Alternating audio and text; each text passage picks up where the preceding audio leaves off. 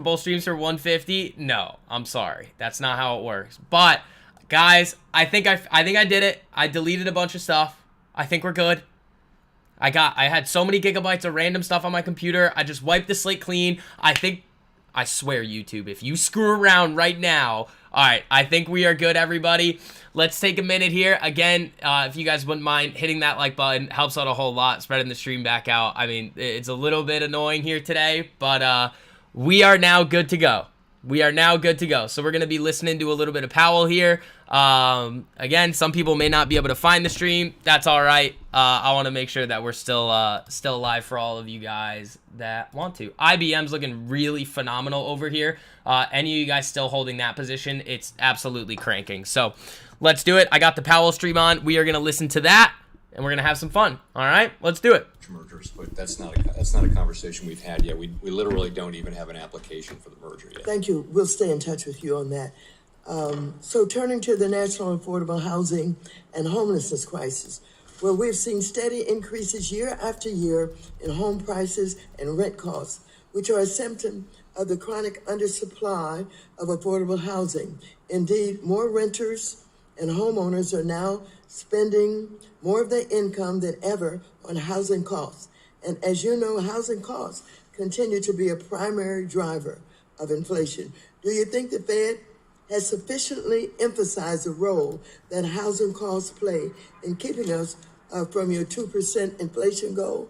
Do you think it's reasonable to believe that monetary policy can accomplish this goal without a fiscal policy response? And if you do, how long will it take to get there?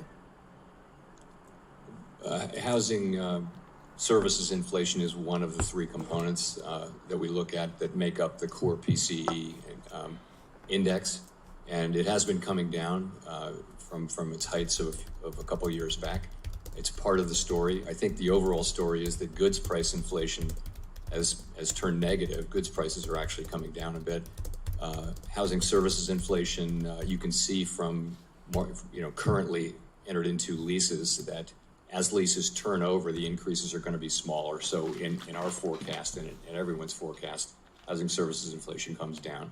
It's been reported that the methodology used to assess housing costs as an indicator of inflation is imperfect. Namely, because it considers costs based on both new and old rents, including for owner-occupied housing on a month-to-month basis. This results in stale data since families' housing costs typically do not change unless they move or their lease is up for renewal.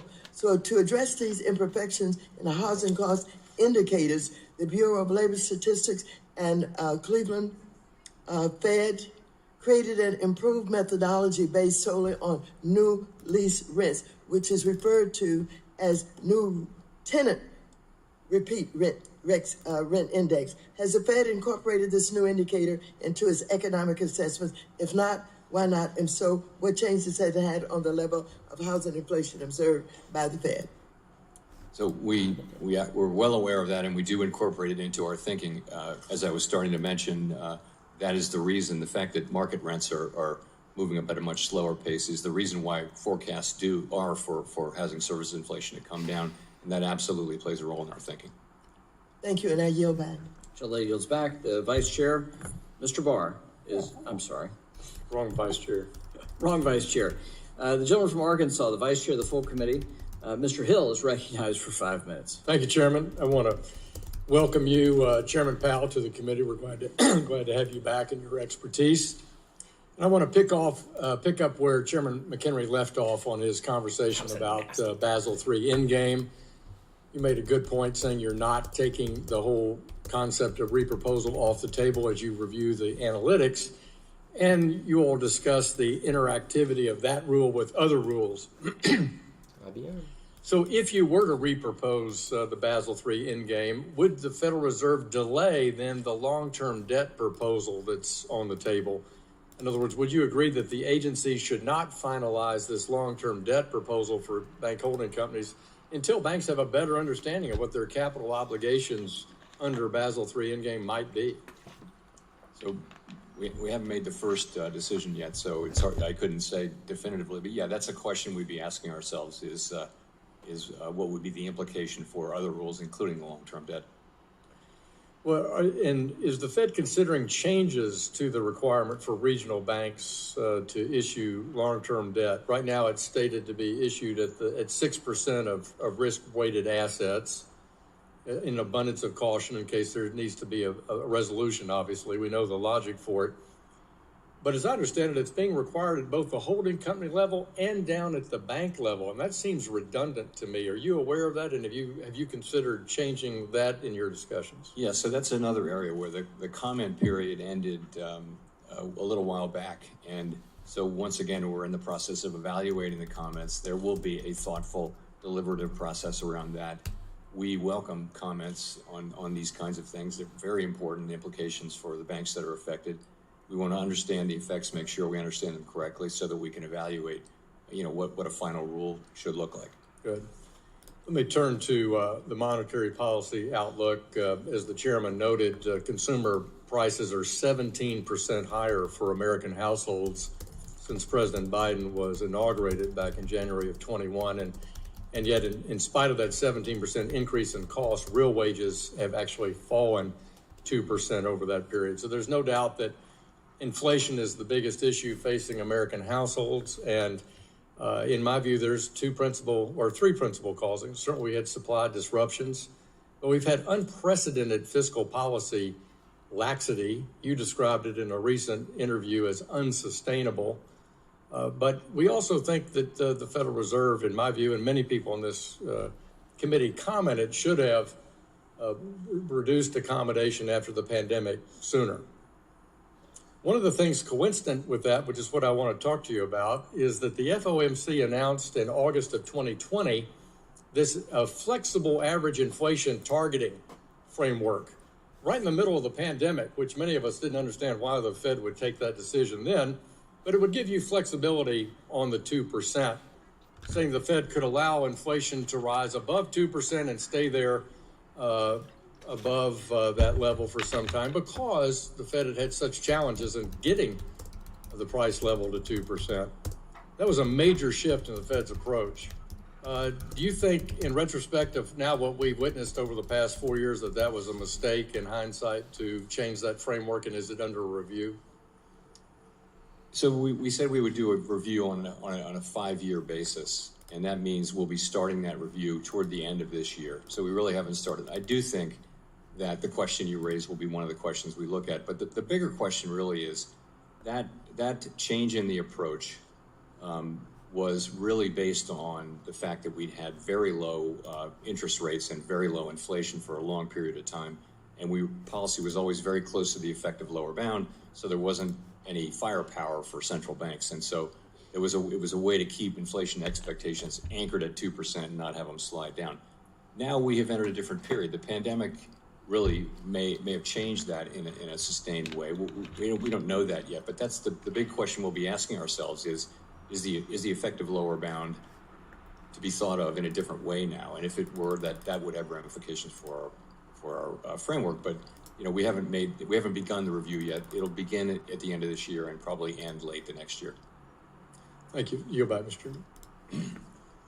Somebody yields back. We'll now go to the gentleman from New York, Mr. Meeks, for 5 minutes. Thank you, Mr. Chairman. Thank you, Chairman Powell, for being here. And I think I want to pick up a little bit right where we are.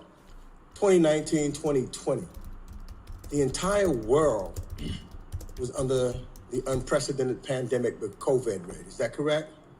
Yes. At the time. And that changed a lot of things with reference because not just for the United States, but for the entire world. And it affected the economies of countries just about on the planet. That's not also correct? Yes. And supply chains were disrupted. In fact, I can remember many Americans and people around the world could not get toilet paper or paper towels and some of the basics. And so the prices, because of the of supply and demand, skyrocketed, causing the inflation, not only in the United States, but basically all over the world. Is that correct? Yes. And so therefore, the Fed had to do certain things because of what we were in at that particular time. We couldn't just go back and act like the pandemic wasn't there. We had to do something to try to make sure that we were able to get through the pandemic. Is that not correct? Yes. And Now we're at that point where we're about to get through this pandemic, and we can look at the rest. Hold on. That's like saying it's cool to use like a nuke with like a road rage incident. That's like the comparison that they're trying to make there with all the money printing. That's kind of nonsense. But let's put it back on. That by most accounts, our economy is doing well. In fact, I would say our economy is doing better than most of the other countries in the world. Would you say that's correct? I would. And so, I would say then that some of the other countries of the world maybe should have looked at the policies that we put in place thereafter so that they could get out of it, so that they could have a labor market that is strong, where the unemployment rate is near a 50-year low. And as you've stated, inflation is also now coming down faster than any place else on the planet, just about. Is that not correct? I think that's right, yeah. And I think that you also recognize a mismatch between the strength of the economy, that's what we're talking about, in the field. And I think that Ranking Member Waters touched on one of those big issues of housing, of which is now, we're still trying to get that under control. And I think the Ranking Member has some ideas on how we can do that, and that may be something that you need to consider so that we can further get down the inflation rate. And the other would be the commodity markets, because the cost of food is too high and people. So that's something else that we need to get in control. Is that not correct? And let me just ask this. Can you say that there is a connection, for example, between conflicts in other areas of the world, like Russia's war against Ukraine and or the turmoil in the Middle East and the economic pressures that the United States feels? Does that not also go into the reason why the cost of commodities can be still higher? Is there a connection therein, Mr. Chairman? Certainly the war in Ukraine caused commodity prices to move up sharply. So could you tell you what is the, what would the connection lead you to believe that there is an urgent need for us, I would think, for, when we're running out of time, for us to do everything that is in our power in Congress to support Ukraine, so that we can make sure that and other strategic partners, that we can help the commodities market, and that would help lower the cost of some of the commodities, bringing food prices down, if we would just be able to pass certain things that's going to help Ukraine right here in the United States Congress. Is that correct? Here's where it gets outside of our jurisdiction. So I wouldn't have an opinion on Ukraine funding. But if we had more grain that was going through, wasn't blocked by Russia, things of that nature, that generally just, says that helps bring the cost down. Cost is higher because of the disruption in the Black Sea that's happened because of this war. So that would help bring the cost down. That is not necessarily the policies just here in the United States, but that's the policy because of what's going on in Russia. And we need to make sure that we do something to prevent that if we really are serious about bringing inflation down. Is that not correct? I guess correct that a full supply of grain would help with commodity prices. And so, instead of us playing politics with this and acting like it is your fault or anyone else's fault that we had to go and do what we did because of the unprecedented pandemic, what we did was save the economy then, knowing we got some problems that we had now, and now we are recovering quicker and better than any other country on this planet as a result of your policies and the policies of Joe Biden. The gentleman from Oklahoma, Mr. Lucas, is now recognized for 5 minutes. Thank you, Mr. Chairman. And Chairman Powell, thank you for testifying today. When you were before this committee a year ago, I cautioned against raising capital requirements on commodity derivatives that our agricultural and energy producers use back home to keep prices of food and power stable for consumers. At the time, you said that was a very specific concern and you weren't sure the proposal would even address commodity derivatives. And in fairness, that was before the Basel proposal was officially published. Unfortunately, we now know that the proposal does impact commodity derivatives, and in fact, they are among the most penalized financial products that banks offer. And I would note for just a moment, I very much appreciate your comments and responses to Chairman McHenry about the nature of the overall proposal. Congress wanted end users to be able to secure their hedges without posting margin. to keep the derivatives markets affordable. But I've seen estimates that some of these types of transactions for end users could face 10 times the capital requirement. Chairman Powell, make me feel a little better. Ease my concerns here. Will you and the Fed work to fix this? Let me start by saying I want to echo the fact that our commodity markets and our capital markets are a huge national asset, and we need them to be functioning well and with as little friction as possible. I now understand that what you're referring to is the things that were done to increase capital requirements for various kinds of derivative activities. And I'll just say that's an area we're aware of the concerns, and it's an area that we're taking a very close look at. I appreciate that. Come on. I was a member of the Dodd-Frank Conference Committee, Come on. where there was bipartisan support to not disadvantage end users, farmers, ranchers, small businesses. This had broad bipartisan support then and still does today. Come on. Unfortunately, the Fed could undermine this long-standing work done by Congress. I'd like to enter a few letters into the record, Mr. Chairman, that discuss the detrimental impact to end users. First, a joint Agricultural Trade Association letter from the American Farm Bureau Federation, the National Cattlemen's Beef Association, among 7 others. Next, a joint Energy Trade Association letter from the American Gas Association and 4 others. And lastly, a letter from the American Public Power Association and the National Rural Electric Cooperative Association. Without objection. Thank you, Mr. Chairman. Chairman Powell, I'd now like to focus on how the proposal is set to significantly disincentivize banks from offering clearing services. In Dodd-Frank, Congress mandated central clearing as a way to reduce risk in the system. The number of banks that can clear derivatives for end users has reduced over time, making it harder for end users to find a bank to offer this service. There are some estimates that the Fed's proposal will increase capital for this activity by 80%. I'm worried that this will make it even harder for end users to find a bank to clear their hedges. This also comes at a time when the SEC, our friends at the Securities and Exchange Commission, has just finalized a rule in December that will increase clearing in cost in Treasury markets. This will have a real impact on market access and liquidity, not just in commodities, but the $26 trillion Treasury market that plays a critical role in the world economy. Will you work with the CFTC to address this problem? Again, I'll say that we're aware of those concerns, and we're prepared to work with other agencies and also to make sure that our capital proposal appropriately addresses them. The strength of central clearing is entirely dependent on banks' willingness to participate, and problems with the Basel endgame warrant a full reproposal to give us time to appreciate their consequences. And there are real consequences, as you and I both know, Mr. Chairman. And with that, Mr. Chairman, I yield back the balance of my time. Gentleman yields back. The gentleman from Texas, Mr. Green, is recognized for 5 minutes. Thank you, Mr. Chairman, and welcome again, Mr. Powell. Hold up. Did he just threaten Powell? Hold up. Let me know in the live chat. Did he just threaten Powell? That's kind of, I mean, he was talking about consequences in the economy, but it kind of sounded like he was like, "Hey, Pow, you better straighten out over here. You're gonna get something coming your way." Also, guys, before we put it back on, thank you guys for coming back to the stream. I really appreciate you guys.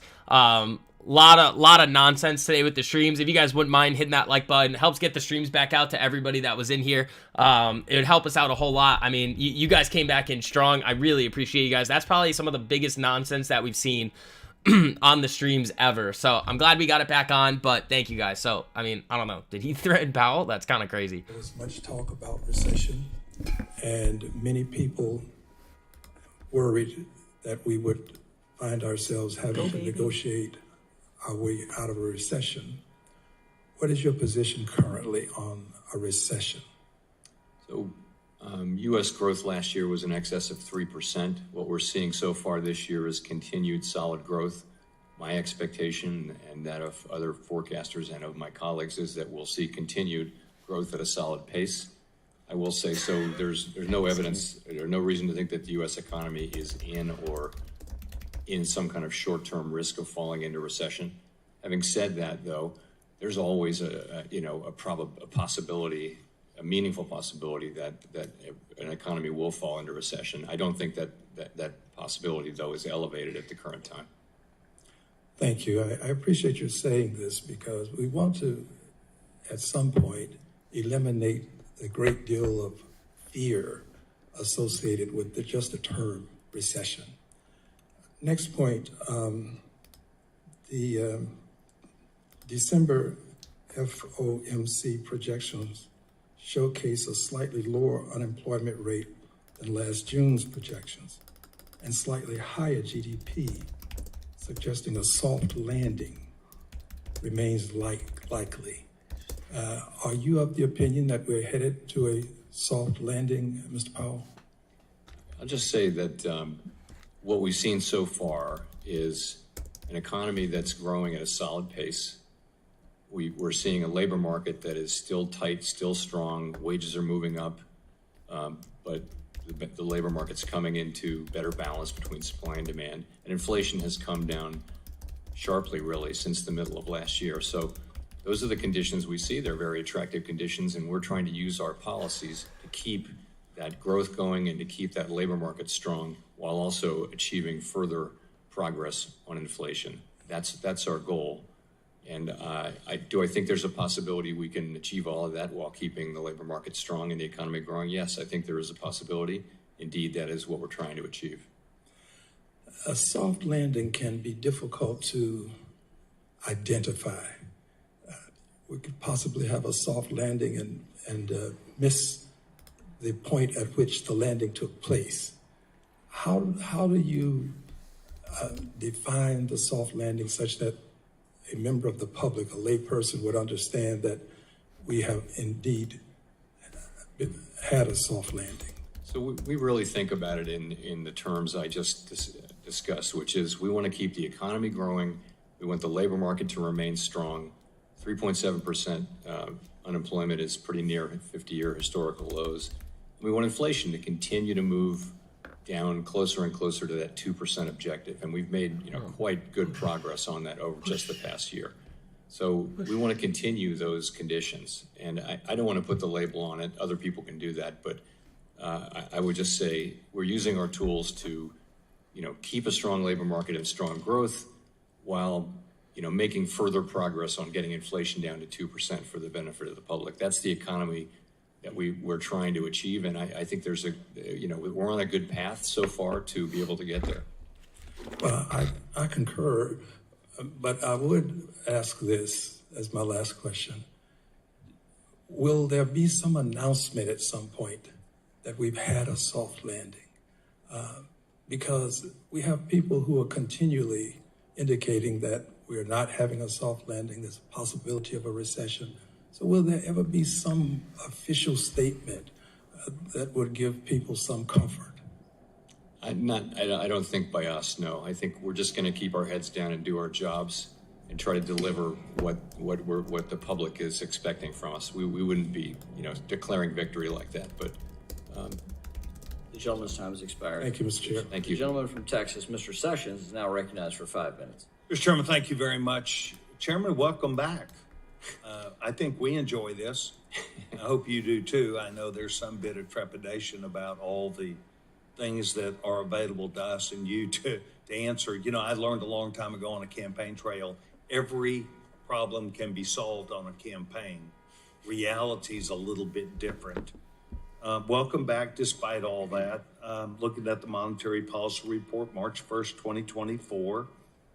And as I review this, I would like to focus on the term that I would say high prices are here to stay.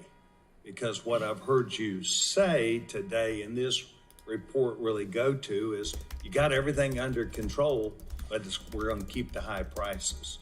And I think the high prices really take a toll on the American people, as you're hearing from our colleagues, no matter whether they be Republican or Democrat.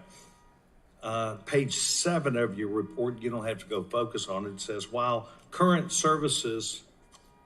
core service price inflation has been slowing, but remains elevated. It does.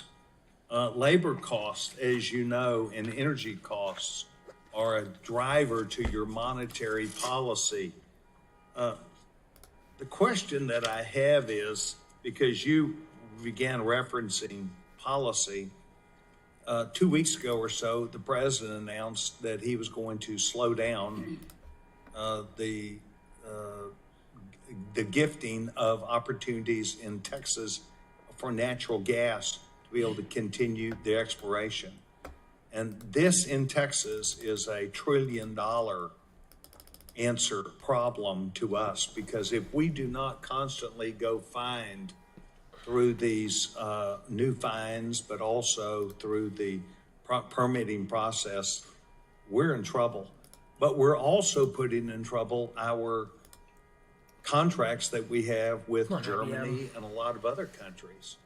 This is going to mean also that business in America continues to have high prices, because, as you know, wages are already high and now energy is high. There's no resiliency to continue this and see the American people win. You talked about policy. So what's your advice to policy about energy and what this administration is doing on a policy perspective? We have, broad, significant, important responsibilities, but we're really not responsible for energy policy, and we try to avoid commenting on. But it has a huge impact on this report. It arbitrarily keeps prices high. It arbitrarily means that business is not, while they're making money, and while households, people do buy that, it's diminishing their long-term advantages to make progress. So you're just going to leave that alone? Really not appropriate for us to comment. On if I'm commenting on energy policy, I can't do anything about I it. should comment on everything.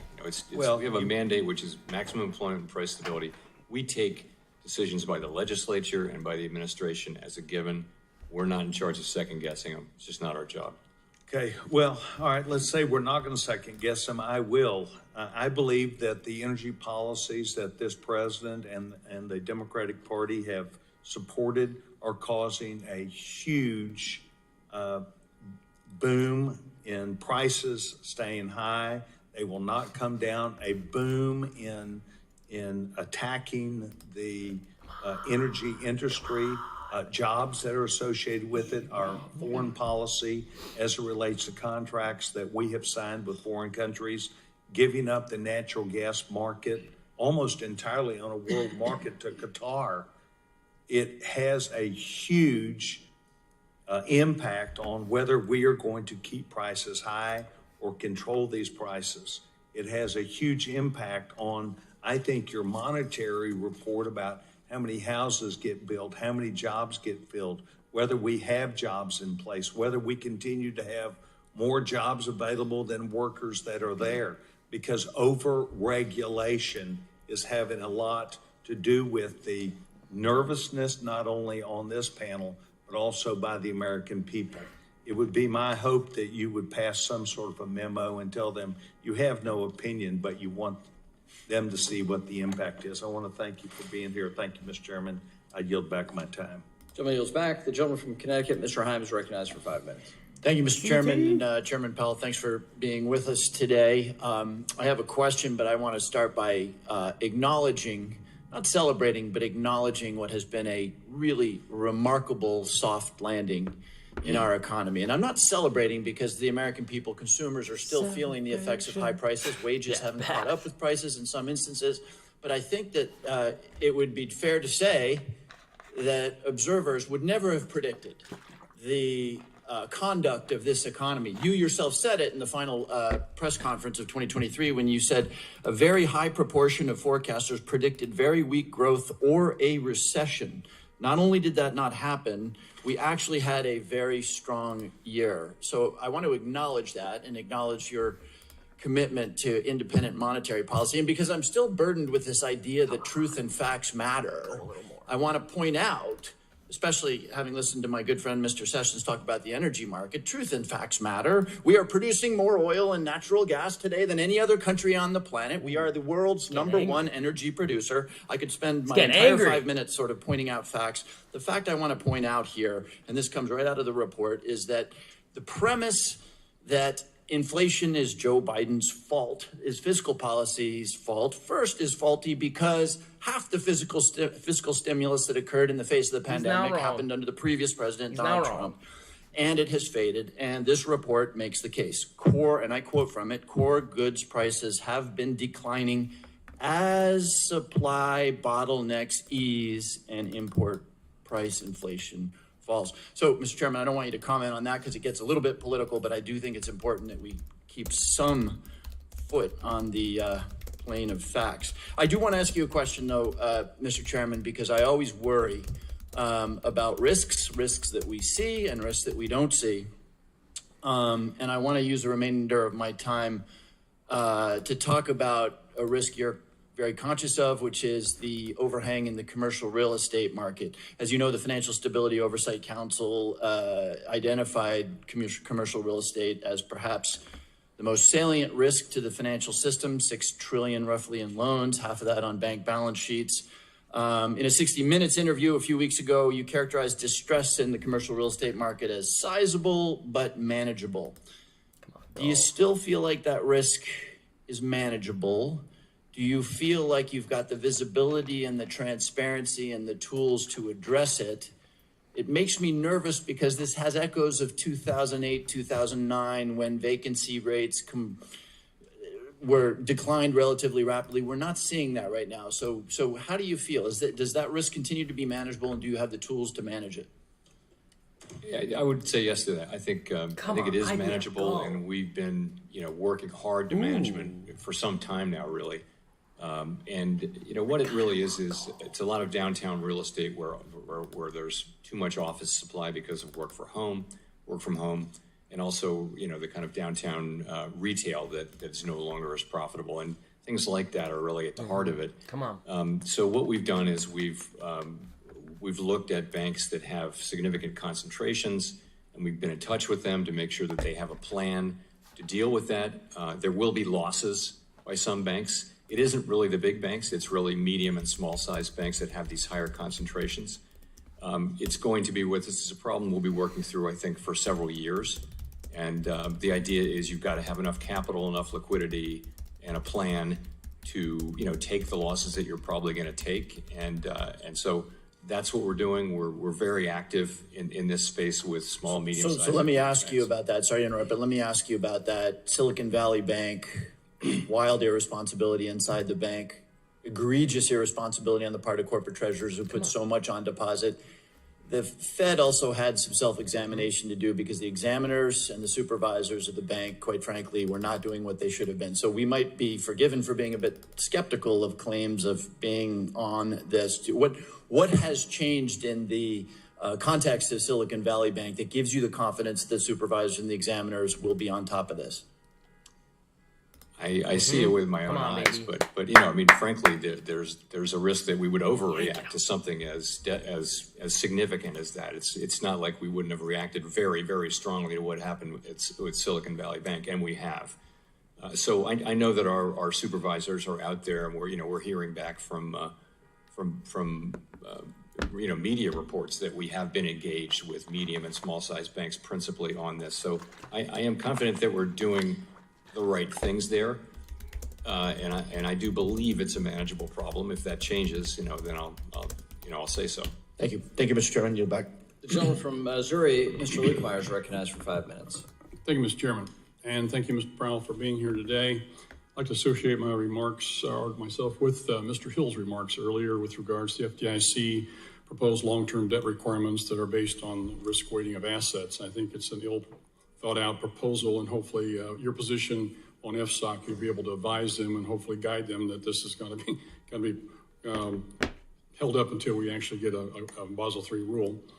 In October 2023, the board issued a proposal to update the debit interchange fee cap and regulation II. This is very concerning, given the data from both the GAO and Fed's own studies show that Reg II has significantly harmed access to free checking and other banking services for the country's poorest citizens. Yesterday, I introduced the Secure Payments Act, which would prohibit final rulemaking until the Fed, among other things, studies the impact of the board's proposed rule, completes a quantitative impact analysis specifically as it relates to affordable banking services for low-income Americans and reports those findings to Congress. I understand the Fed acted here because you feel you're facing litigation, but I urge the board to proceed with extreme caution with any type of price control proposals, especially since the first iteration was so clearly harmful. Chairman Powell, knowing of the hardship caused by this policy on low-income consumers, does it give you any pause to continue down this road? As you know, this rule is out for comment. We extended the comment period to May 12, so we don't have all the comments yet. We'll evaluate them carefully and make an assessment. I mean, the law does assign us a specific job, which is to assess whether an interchange fee received by a large debit issuer for processing a debit card transaction is reasonable and proportional to issuer costs. This is the obligation that Congress has bestowed upon us. Not something we thought we sought, but that's our obligation under the law, and we don't know what else to do than to keep doing it for as long as that's our assignment. That's all we think we're doing, but I think that the concerns that have been raised will be things that we... Well, hopefully you'll study this and understand that from the previous types of rules along this line, they were very detrimental to a lot of low-income, middle-income folks. As you know, the price reductions that were promised during the Durbin Amendment, for instance, the added profits actually went to the largest retailers rather than go to the consumers as they were talked about. 98% was one of the studies that showed that the retailers kept all the money instead of lowering prices as they were telling us they were going to happen. So I'm very concerned about that. So what's the legal basis for updating your regulation? You've talked about it a little bit. You believe that there is something in the law that says that you need to be doing this updating all the time, or should you be studying it before you actually propose a rule and make all these things more appropriate? Well, again, I think our reading of the law is that it's not something you do once and leave it there. It's supposed to be reasonable and proportional to certain identified issuer costs. The implication being there, if those costs change, then this should change. So that's our reading. I think we do a lot of work. We waited a long time to change it. It's been many years since we did change it, but we do quite a bit of work to make this assessment, and we'll review the comments and the data that we get. One of the things I hope that you consider is the fact that even though it's supposed to be on $10 billion and up, this stuff all rolls downhill, and as the last study showed, the smaller banks, the community banks, are also feeling effects of this. So be sure and consider that when you start talking and thinking about this. I appreciate that. One of the things, yesterday I had two different foreign banker CEOs in my office, and one of them brought up the subject to me, which is very concerning with regards to artificial intelligence being able to impact ask about institutions BTFP in this country and our banking system. I tell people, I said, think about this for a second. You find some individual who is a well-known individual, perhaps Larry Kudlow, Dave Ramsey, Bloomberg, somebody who has got credibility, and suddenly you see an artificially produced advertisement or Facebook post. This is crazy. All right, this is the question that needs to get asked. It's a two-pronged question. One, how do you think that banks are going to react after BTFP, the Bank Term Funding Program, is no longer going to be supporting these regional banks? And two, why did the Fed allow these loans that the Fed was giving these regional banks to be at such a low interest rate that then those banks could then go place that money right back at the Fed and get a higher interest rate? That's the question that needs to be asked, and nobody's going to ask it. It's ridiculous. That's the question that needs to be the Yellen question, I guess, but it's also coming right back into the Fed too, though. So the Fed has an idea about this, and Powell should be able to have a portion of that too, because if you think about the questions that Powell could get asked, that's not his job. I mean, making sure that the banks are solvent, kind of is also his job too. So they could ask him that question, and also they need to make sure that these interest rates are not they were just so low that the banks could just take the cash, give it back to the Fed, and get a higher interest rate. It's ridiculous. They changed it in January, but it's ridiculous. So they're just going to ask about all this nonsense that Powell's going to be answer. Every single answer to the question that they're asking Powell is, I don't know. We'll look at the data. Every single time. How are the car alarms still going? Thanks to, in large part, to the surge in immigration, created a larger labor force. Immigration also increases demand for goods and services. I know you mentioned in your your report that that the growth sometime during COVID was held down due to some restrictions in COVID and restrictions on immigration. Can you detail how immigrants have been fueling our national growth? And did you consider this report from the CBO in this current report? So I am very familiar with the CBO report. I've read the demographic projections and I've read the economic projections, so I do understand what they did. And So you do agree with a $7 trillion growth in the next decade? I have no judgment on that. I haven't tried to make a parallel assessment, but I'm familiar with the assessment. What they're doing is they're saying more people working, bigger economy, and it makes the economy bigger. It's just arithmetic. If you say that if you add a couple million people to an economy, and a percentage of them will work, then there will be more output, and that's what they're showing.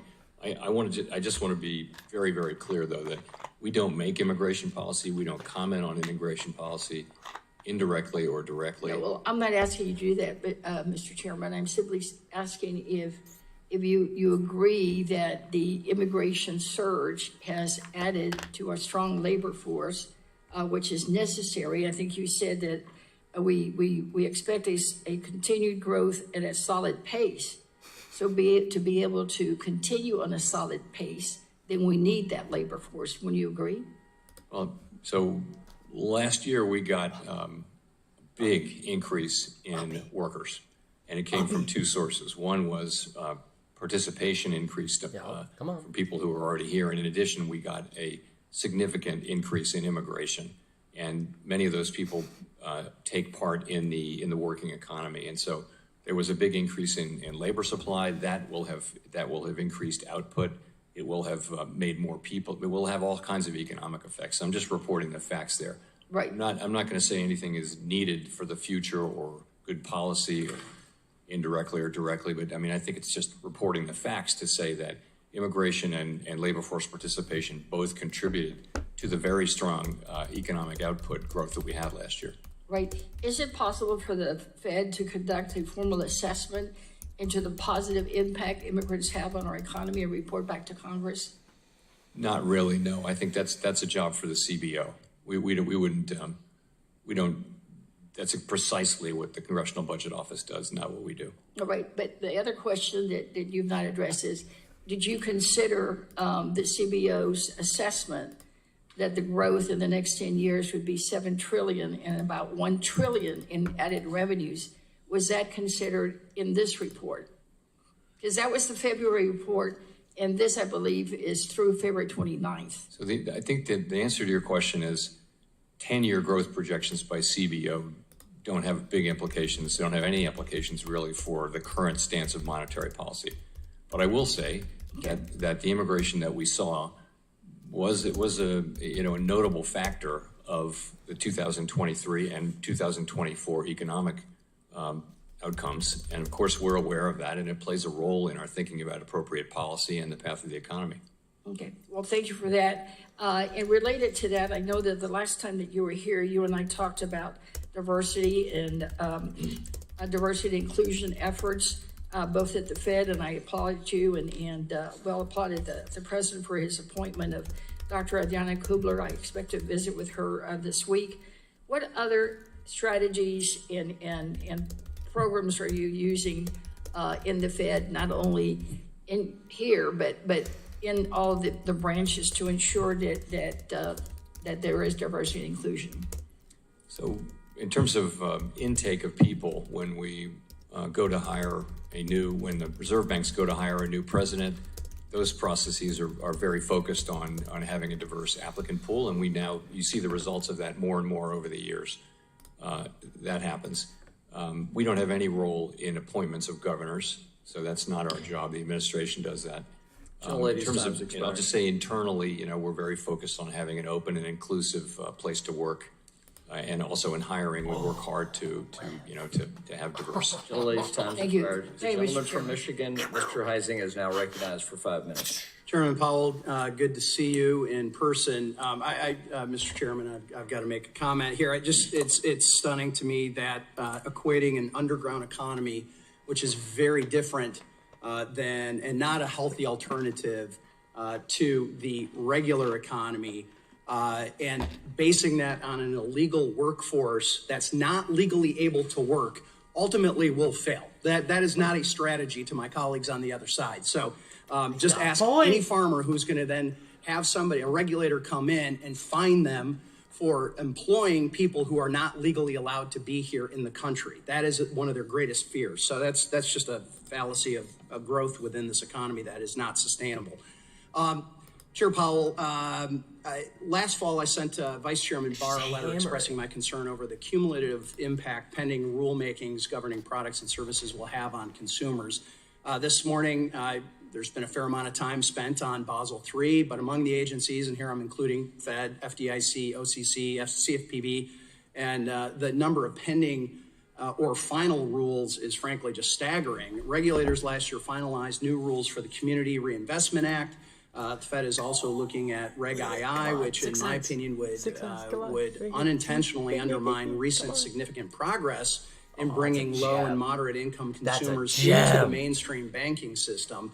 And just yesterday, CFPB unveiled a rule that would cap late fees for banks. And I just literally walked out of a meeting with my credit unions who are very concerned about those things that may be in their future as well. So I think it's critical that we don't look at any of these rules in a vacuum, and we need to consider their total impact and full scope on that. So I'm going to ask you a question I've asked some of the other regulators. How much do you, as the Fed, and you personally, consult with other agencies on their own rulemaking agenda? Do you coordinate? Do you talk? I don't lead that area of our business, but I know there's a lot of talking. Coordination, I'm not sure there is coordination. We're in government. There's always a lot of talking. I'm concerned about the coordinating.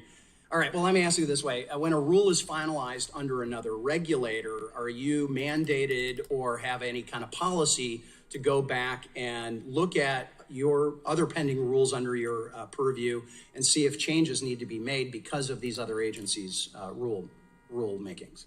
There's no mandate like that. I think where it made sense to do that, though, we would do it. But you genuinely have some sort of review of that. It's conscious. I don't think there is a formal review. Okay. No. I've heard repeatedly that elements of Basel III overlap with the Fed's annual stress tests. What are you going to do to address that overlap? So we're in the middle of just at the beginning, actually, of deciding what to do about Basel III. And part of that may be the interaction with stress tests. So I haven't got anything for you on that today, but that's certainly an issue that presents itself. We'd like to continue that conversation. I do want to touch on the bank failures of last year very quickly. Do you think that the banks that ultimately needed the government bailout lacked sufficient capital, or was it more of a management problem? So with Silicon Valley Bank, it wasn't really. Could they have used more capital? I mean, they were actually raising capital. It was a capital raise that they announced that triggered the run and everything. So you can argue that it needed more capital, but I wouldn't say that was the proximate cause. Really, it was a funding structure that was all about too much concentration of. Well, many of us are, I'm asking the question because many of us are very concerned that those failures are being used as an excuse to raise capital standards across the board. And because the SEC just released its climate disclosure rule this morning, I'm going to touch on the climate related question for you. FSOC, the FSOC chair has repeatedly stated that climate change is, quote, an existential threat. Presumably a threat that is existential affects banks and financial institutions of all sizes. Why then have FSOC member regulatory agencies, including the Fed, limited their guidance on climate-related risks only to large financial institutions? Why not everybody? Well, it's a new thing, and we are not. It's a heck of a new thing. Yes, we're not climate change policymakers. It's this is something that needs to be handled by elected representatives, and so we're starting this very carefully with large institutions who are already doing it, by the way. The things that we're doing, they're doing this because to remain active internationally, they have to be doing it. So we started with them because they understand it. Imposing it on smaller banks, it's not something I'm for.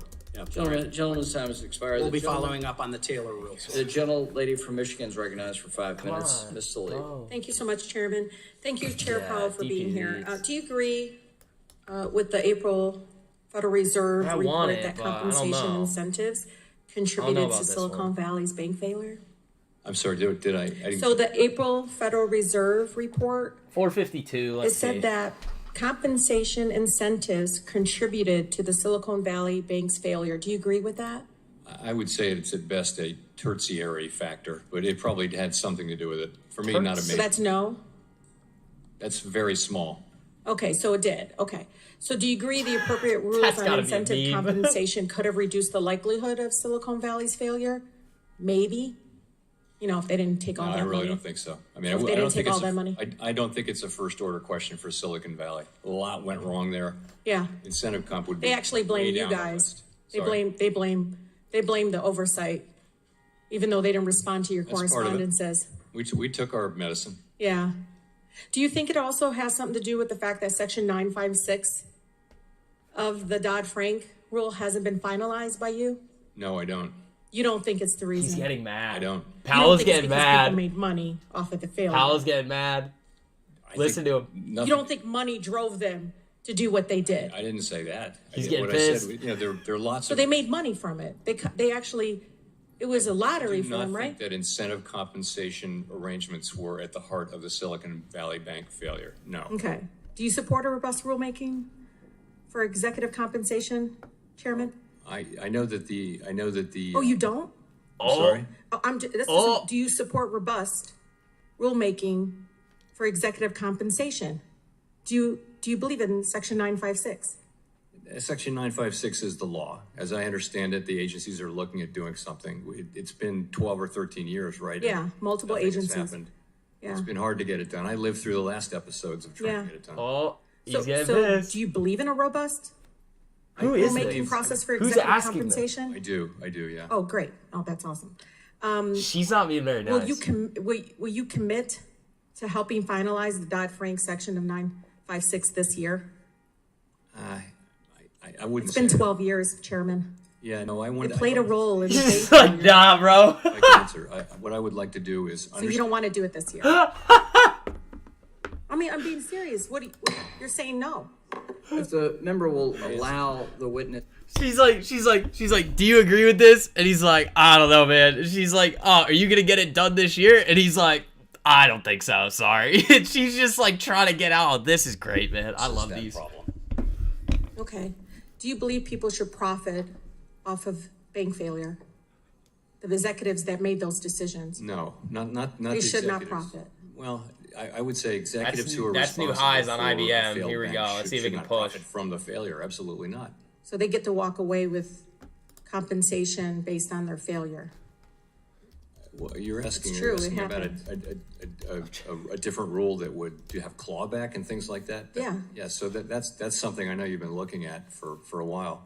Yeah. That's certainly an appropriate thing to look at. Yeah, because it's just going to continue to happen, is my opinion. It doesn't have to be yours, but it sure the heck could have helped here if they knew they were going to walk away, if they could walk away.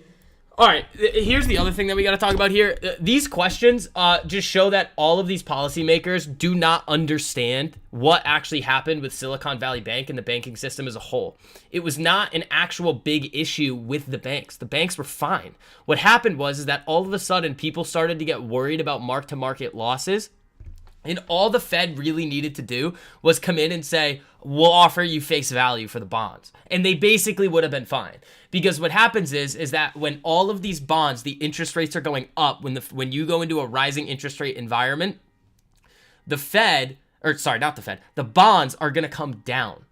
Just the way that bonds were interest rates up, bond prices down, interest rates down, bond prices up. So what happens is that when these banks are putting their deposits in these treasuries, well, if everybody goes to get their money right now, the value of that bond is not what they bought it at. It's lower. So the Fed, all they really needed to do is come in and say, yeah, I mean, if this is actually going to be a problem, and there's going to be an issue with the banks because of a bank run that's basically started on social media, then we'll just guarantee the, what do you call it? The bond values. Say, whatever, it's here. If you need it, we'll give it to you.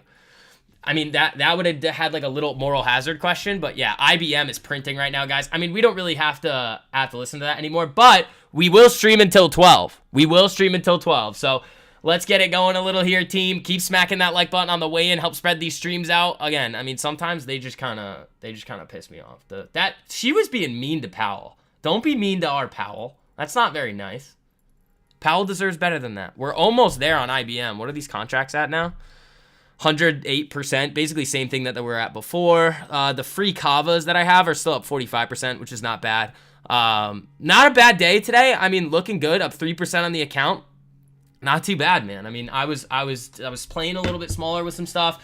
Also, shout out again to all you guys that stuck with me through all the technical difficulties today. We're going to be back live again tomorrow because they're going to be doing this same thing again. We won't listen to all of it, but we'll listen to most of it. But let's kind of see what's going to go on with the market here.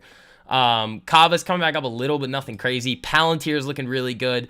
But like, if you're going to ask questions like that, that's just going to show that they just don't understand what happened with Silicon Valley Bank and those other regional banks. Like, you have to separate the issue of what's actually happening in the commercial real estate space. 160% on IBM, good work. I mean, if you slung weekly, if I had kept my weeklies, I would have been up a little bit more, but it's all right. I mean, I made money on the weeklies and then also made money on the calls that I held in today for next week. So those are looking good. I haven't sold them yet. I might scale out at this level that we have up here. I don't know. I kind of want to see what the contracts are worth.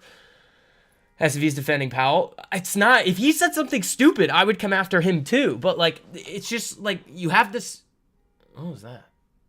You have to separate the issue of what is actually happening in commercial real estate versus what is going on with deposits. That's different. I mean, it's kind of one and the same, but that wasn't necessarily why the bank run happened. Learn more here than from Powell. Thank you, Brands. What's up, buddy? How you doing? Let's see. Domino's coming back up a little. I mean, Kava's doing its thing. I top ticked it. You guys saw that this morning with the 200-something% on those. IBM is just edging that. It's 30 cents away. So, I mean, we're going to get it here, I think. Those are up. I'm up 110% on these. 111, 112. So here we go. I might make them free. Hold these into next week and then just kind of ride what I've got here with the free Kavas and free IBMs. Newish here. Any suggested option plays between now and March 8th under $150? I'd have to look. I mean, I kind of want to see where this market kind of shapes up going into the end of the day. If you want, I mean, make sure you're following me on Twitter. Sometimes I throw some stuff out there. But those of you guys that have seen all of like the massive multi-1,000% gains that I've been handing out, those are all put on the watch list every single weekend to those of you guys in the Swing Kings course. So those courses right now are 50% off. They're buy one, get one free. Look at this. IBM is an absolute monster from this past week, man. IBM's a good one. Nailed Kava. And that now it's just kind of seeing what else we can do. That's really it. Like, what else are we going to be able to get here? Here we go. Oh, yeah, we're pumping. 118% on these. So I'm going to get ready to scale out of this. Make it free. And just let it rip. You took 107% and made your IBM free. Nice. Nice. I mean, I could wait for this here to blast off through. It's a couple cents away. 81. Let's see. I mean, if it pulls away, I'm still going to be able to just get out of them quick. But, I mean, this is looking good here. What's the market looking like? There it goes. IBM hit the alert. All right. I mean, I can get out of these here. Make them free. All right. So I made the IBMs free there. That's good. So now those are up 120% right now. The Kavas, I was selling at like 200% this morning when it popped. They're free. They're now up 40%. So now I've got free IBMs, free Kavas for next week. Easy money, ladies and gentlemen. And again, I know we had a lot of technical difficulties on the streams today. So again, if you guys wouldn't mind hitting that like button, helps out a whole lot. Let's see if we can get it up to like maybe 100 likes here. That would be fun. You guys have been really, really crushing it though recently. Sorry about this morning. We were cruising for a while and then all of a sudden, bing, YouTube hit us. So Palantir looking good. TLT coming up. ES looking good after the fall yesterday. We are back, ladies and gentlemen. The market is no longer in fearland. But yeah, I mean, think about what today was, guys, for everybody. We had the overnight strategy where you can make money knowing nothing about the market, giving us like $1,400. Then we were able to, I mean, I told you guys about Kava yesterday on Twitter. And then, what do you call it? And then, what do you call it? IBM is going nicely here. So what's IBM at now? 196.77. Next area there that I'm going to be interested in is around 200. If we can really break above this high here, that 196.90. Got out of the lift for 80%. Yeah, let's see. So usually set an exit on options, and Providence had a good way of handling them. KP, are you in the Swing Kings course? Because I go through all of that with you and like all the different ways that I do it with options. It's very simple. It would take too much time for me to go over it with you like here. But drilled Palantir and lift, guys. It's been ridiculous here. Yesterday was a just crazy day. But what was I telling you guys yesterday about IBM? Like when the market was knifing the way that it was and IBM was holding, I was perfectly fine with holding those. I ended up rolling them just in case we chopped around a little bit. There it is right there. That's new highs on IBM. That's 52-week highs. That might even be all-time high. So if we get this all-time high break on IBM, that could be disgusting. Okay, no problem. You plan on getting the course? Awesome, KP. Yeah, they're 50% off right now. Buy one, get one free for the Day Trading Mastery course and the Swing Kings one. So I know Rogue hit a nasty trade with the day trading strategy this morning. But again, we're starting the mastermind on Tuesday. If you guys do decide to hop into the mastermind, what do you call it? You get the courses for free too. You just gotta shoot me a message and I'll send you a code. It will pay for itself. Thank you, Daily Taylor. I appreciate that. And then also for those of you guys that are a little bit like, I don't know, I really want the mastermind. We were talking about that earlier, that the payment plan is on there as well. You can use like Affirm or some of the other ones that the hosting platform I use offers. So you don't have to pay it all up front, all in one go. Let's see here. Palantir looking good. ES coming down a little. I mean, that's fine. Dixie low a day.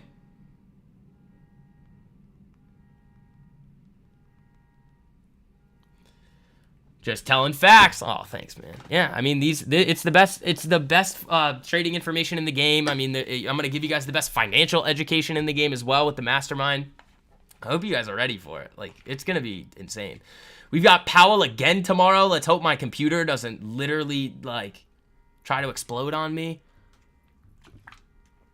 Yeah, that move's gonna be too big, but. Looking great across the board. I mean, we came out swinging today. Where's Domino's? I don't know, man. That's just an iffy one.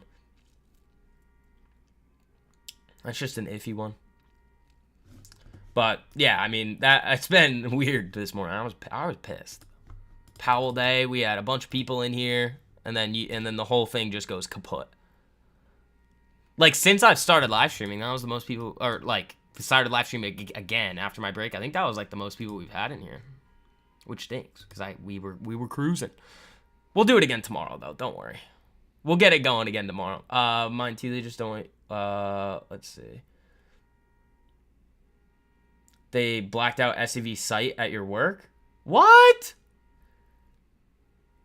You're in the Swing Kings course, didn't get the watch list this week. Is there something you need to do? Yeah, so follow the STV. It's just the is STV Swing Kings. What's Powell saying? Because the market's dumping? We'll put that on in a second. So follow that Twitter account.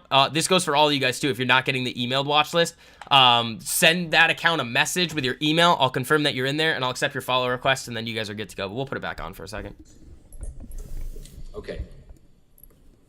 So, right, we'll start over. We're going to restore the clock. Thanks for members' indulgence. IBM doesn't care. Ms. Velasquez, you're recognized for 5 minutes.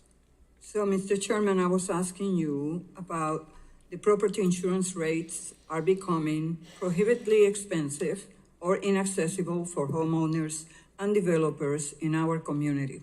The FSOC's annual report identifies property insurance rates as an increasing risk.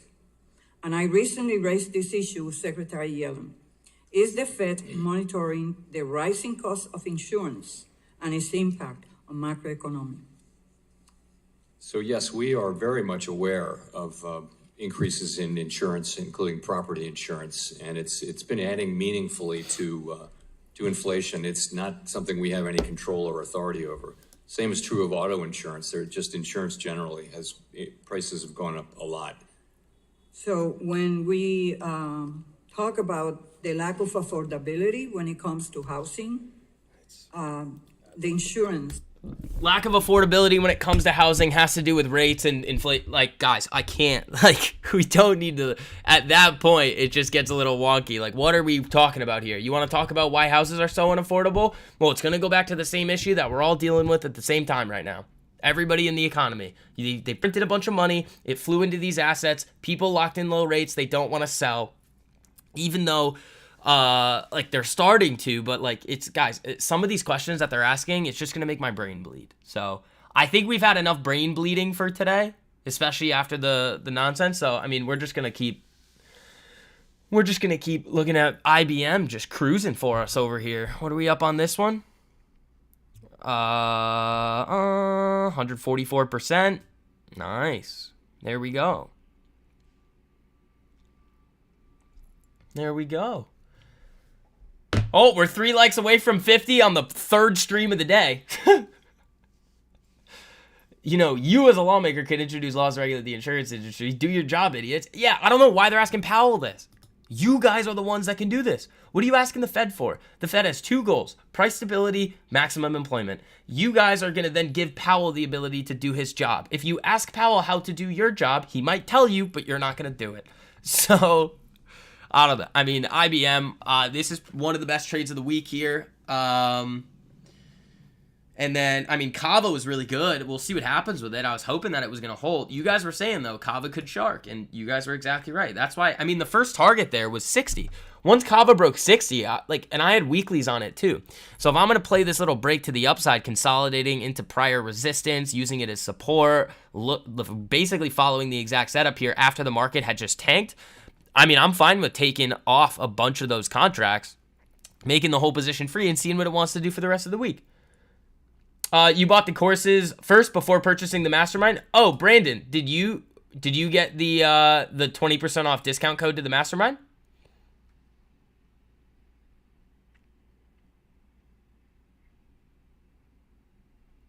Because all of you guys that are already in the courses get 20% off the mastermind.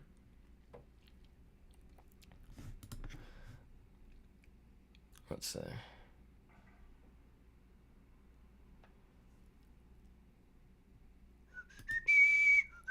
Yeah, and there goes market back up. 220% on IBM. Thanks. There you go. You don't know if it's stagflation yet? You got to study up on it before you give your opinion? Yeah. Yeah, Brandon, shoot me a message. I'll give you the 20% off code. Oops. Let's see.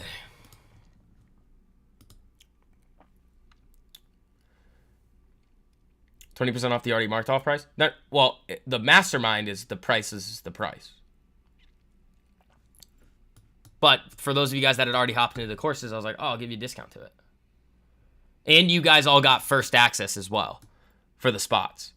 Because those spots are filling up, like, there's not very many left. Like, when I was looking at it the other day, you guys just keep picking them off one by one, just like ding, ding, ding, ding, and it's just going lower and lower and lower. So, all of you guys that were already in the courses got the discount and first access. But now everybody has that link. So everybody's got the link. It's at the top of the live chat there. I mean, we could take a minute here to talk about what we're doing in the mastermind. I don't know if you guys, if everybody's heard, but obviously we're going to be talking about day trading and swing trading. I'm going to be giving you guys like six to 10 more strategies that you guys are able to use. And then obviously we're going to be talking about giving you guys that college level education in finance, but not the nonsense they teach you, like the actual stuff that you guys need to know in order to have success long term. We're going to be talking about like macroeconomics, mainly like not like classical macroeconomics, like the classes that they teach, but like actual like applications of it. So looking at all of the data, understanding the data, things like that, how to read what Powell is saying, how to react to it, and then long-term investing, building portfolios, just going over the different theories and the ways that people do this so that you guys can incorporate it into yours as well. Company valuations, things like that. These are things that you guys absolutely have to know in order to have success over the long term. And nobody else is really able to teach you guys this stuff. DPZ, I know it wants to. I just don't know if this is going to get the boom that we want it to. I mean, I could take a little risk on it and let it rip, but since you got out of lift, not sure it will reach 19, but 80% on one call, fine with you. Prefer to focus on IBM? Yeah, I mean, what's IBM at now? It's just chilling here. Mine are free. I'm probably not going to look at much for the rest of the day. I got a lot of stuff I got to do. But yeah, the mastermind link is pinned to the top of the live chat. But here is the link to get 50% off the courses there.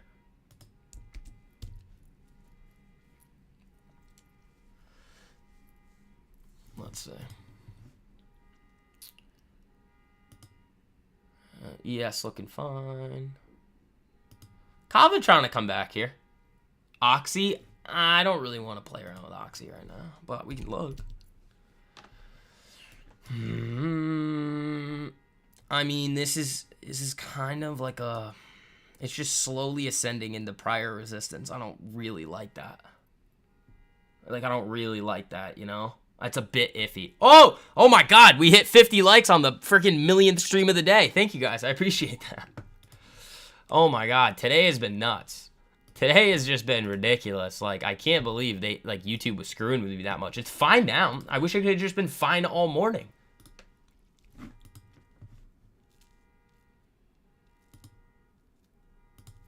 All right, we can go back to IBM. IBM going. Next spot I'll look for to maybe take some off is 200. That's really it.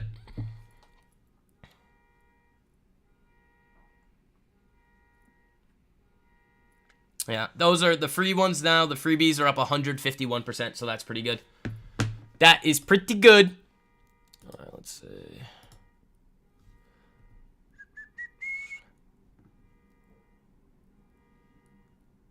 Thank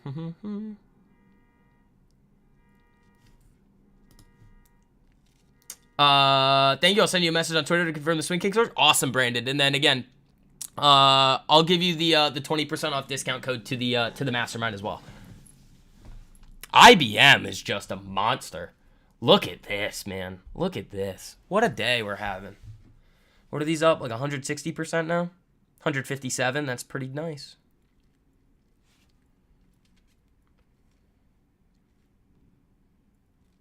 Yeah. Domino's kind of looks like it wants it, but it's been sharked off this level a few times. I don't know. I don't know on this one. What's my name? Jack. Dude, IBM is just ripping. Ripping. Have I thought about getting a bazooka to get rid of the car beeping? No, I haven't actually, but that's a phenomenal idea. I think it stopped, unless I've gone insane. All right, my IBMs are now up 171%, 172%.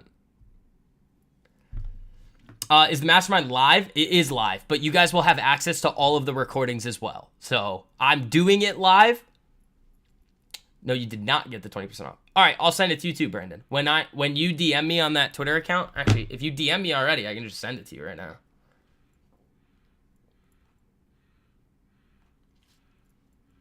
Wait, which Twitter account did you send it to? The price on your end is still showing 1,000. Well, right, I have to give you the code. I have to give you the code in order to do it. It doesn't, what do you call it? It doesn't just, so. It's a coupon code. So I have to give you the code. IBM on a ripper. That's funny, Daniel. IBM getting some steam, ladies and gentlemen.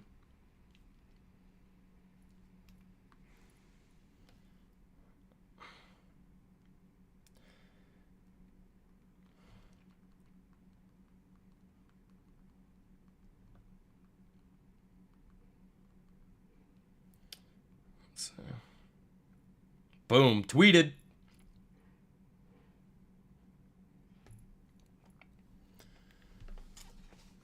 Let's see. I'll be sending you a message on Twitter. I do not have Twitter, but your wife does. I'll put the email and I set up to you. All right, that'll be helpful. Thanks, Brandon. Or Instagram too. I mean, if you follow me on Instagram, you can do it there. Whatever works for you. Whatever works for you, buddy.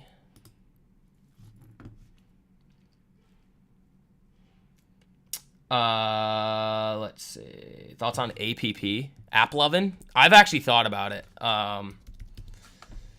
See, it's kind of got the same look as Oxy here that I don't really like. I don't know. It's a post-earnings move. It didn't quite tighten up enough for me. Does the mastermind include the 2 other courses as well? Yes. Once you're in the mastermind, guys, send me a DM with your email so I can confirm you're in the mastermind. And then I will send you the code to get the courses for free. Yes. Yeah. So once you guys are in, just do that and we're good to go. I want to buy your courses as part of our homeschool curriculum for your kids. Yeah, I mean, if you want to do that, run it up. Well, they can watch my content. I'm not cursing. I don't say anything crazy. They're going to learn some lifelong valuable skills.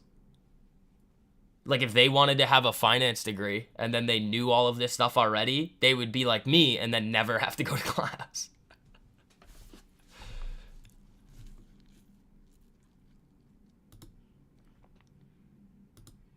You know?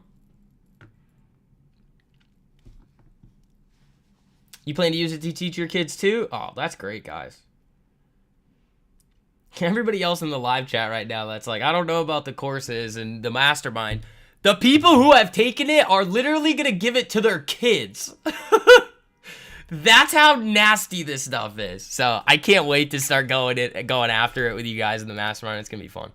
I also think that with the price action that we've seen, I'm going to look today and see if I can find some more tickers. Tomorrow we get more Powell. But then after that, I think we're gonna have some really disgusting setups going into next week, quarterly OPEX. I think it's gonna be real fun. Like that's crazy. Like people are like, "Oh, you guys were teaching me this, this freaking person on the internet is teaching you this stuff." I'm gonna get that's nuts, man. Thank you guys, I appreciate that. You tell your kids all the time, sports are great. Backup plan is the key to success. Yeah. IBM 200 end of the week. That would be fun. What's that? Like 197, isn't it right now? Yeah. Whoa. It hit 198? When did I miss that? Or am I just being a goofball? Oh no, it did. That was when I was up like 180% on them. Your daughter's a math genius, so I think it'd be yeah. Guys, you guys know the way that I approach stuff. My oldest is studying finance at FAU. He'll be getting mastermind gifted to him. Oh my god, that's awesome, guys. Just don't let the kids watch the live chat. Yeah, no. The recordings, they might have the live chat on them, but you guys can probably download the actual video and then just have them. Eddie's making progress and hasn't even completed the courses yet. Eddie, are you being a freeloader? Eddie, are you freeloading? You think IBM hits 200 tomorrow? I don't know. I mean, it could. If the market rips again, yeah, it definitely could. But I don't know. I mean, I've made it free. So this was me this week. So yesterday I sold the weekly IBMs that I had at like 60-something%, which honestly, if I held, those probably would have been 400% or 500%. But that's fine. I mean, I'm fine with rolling them out a little bit just to kind of hedge against any Powell nonsense and the market actually capitulating again today. Was able to make some really nice gains, make that also free, and then have some IBMs going into next week. Like, that's fine with me. FAU and Boca, I bet he's having an amazing time. I bet, or your daughter, or son. Is it son? Your oldest. So him. All right, your son is definitely having fun. Oh, you bought the courses, just not had a chance to finish them? Oh, yeah. I mean, you're getting the watch list. You get the gist of what's going on.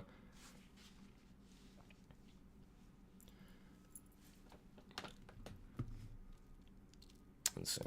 Kava moving back. IBM looking good. Dude, I can't... You guys know how much fun I had at UConn? Not the second 2 years, because I was hanging out with... Well... I mean, I was hanging out with you guys, which was pretty fun. But less fun than, you know, normal college activities. Nothing against you guys, but... I bet your son, who's in Florida at college...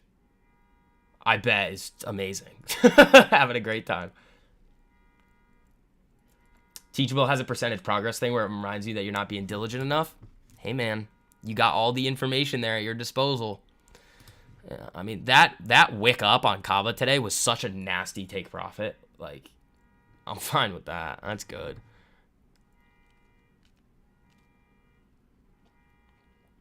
I was thinking about trying to apply to, like Harvard or something for, like business school. I wouldn't go, but just to apply and see if, like, I could, like, explain to them somehow, like, what I do and, like, what we do, I feel like they'd be like, that's pretty cool, and we would want you at our school.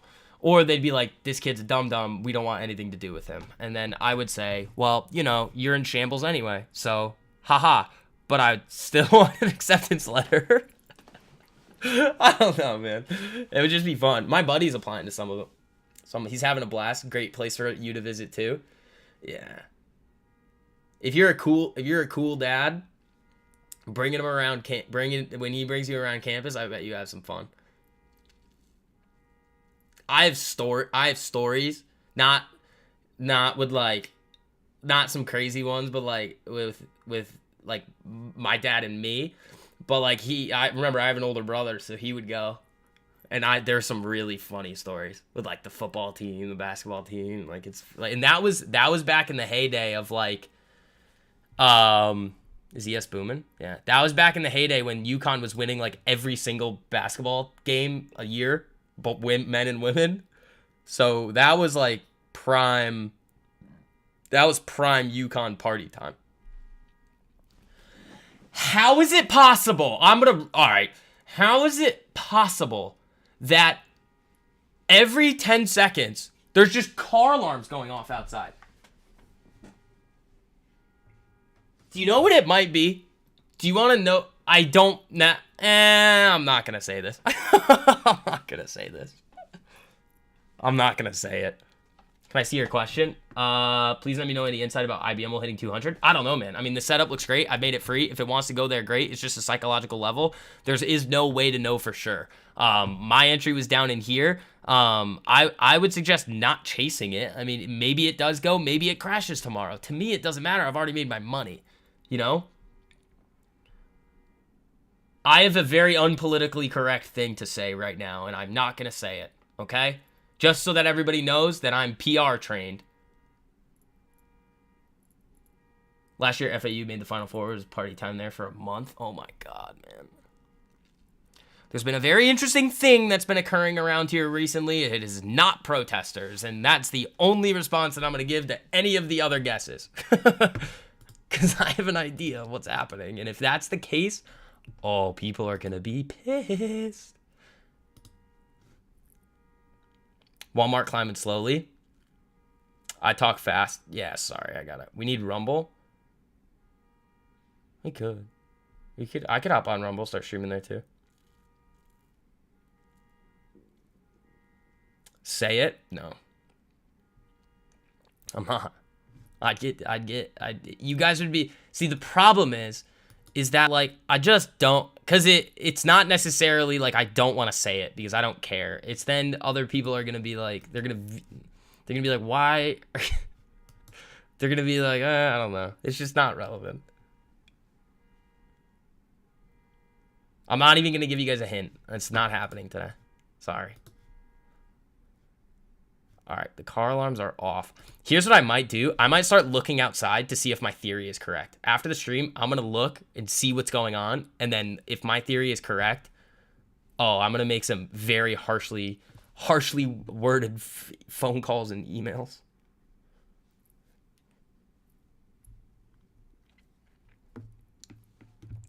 Because that's never happened. We've never had streams here where the car alarms are going off all day.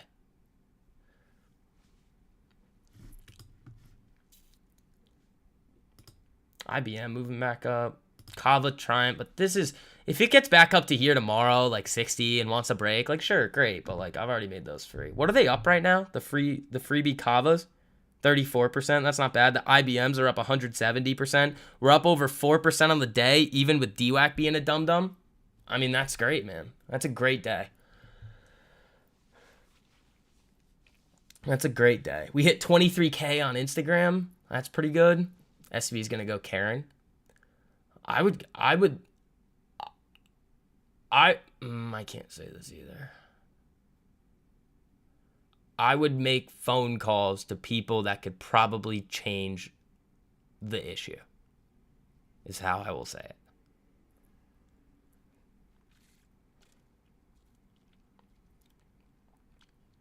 And we'll leave it at that. Palantir above 26. There you go. TLT getting to 96. There you guys go. I mean, me too, but I'm happy that you guys are in the TLT stuff with us. The TLT purchases, we're down in here at sub 85. TLT back up to 96. There it is. Look at us. Look at us, ladies and gentlemen. Y'all have an awesome one. Thank you, SCV. You too, Daily Taylor. I know. I can't wait to get with you. Okay, let's rephrase.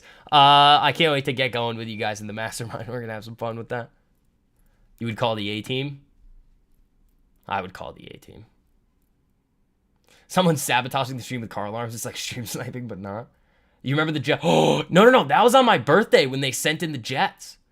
That was sick. That was so cool. They just flew jets right over here, and it was awesome. That was the birthday stream.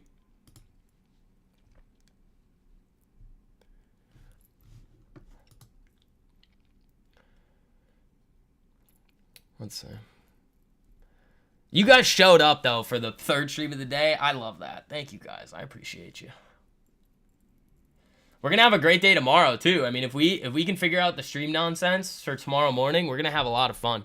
And then, yeah, Brandon, if you're still in here, I'll be on the lookout for your DMs. Anybody else, remember, if once you guys hop into either the courses, get your 50% off, and then you guys have any questions, just always message me. I'm always here on Twitter or Instagram. And then, whatchamacallit?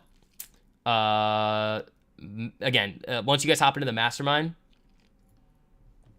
you got to send me a message, and I'll get you guys the code for the courses. NYCB to pause due to volatility. What the hell's going on with that? 3 minutes ago, New York Community Bank has contacted investment firms on potential equity sale. Oh, I know where that could probably go. Who are they contacting?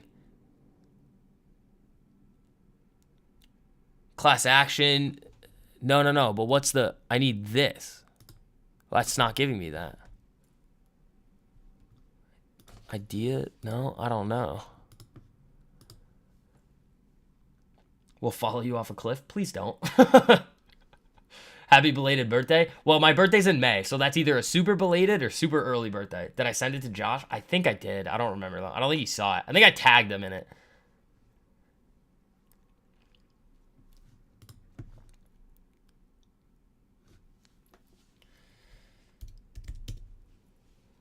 IBM, man, look at this. Look at what a trade on IBM this week.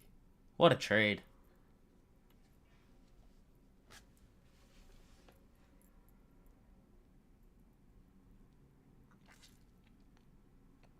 We just got to keep stacking up these big wins, man. Keep stacking up the big wins.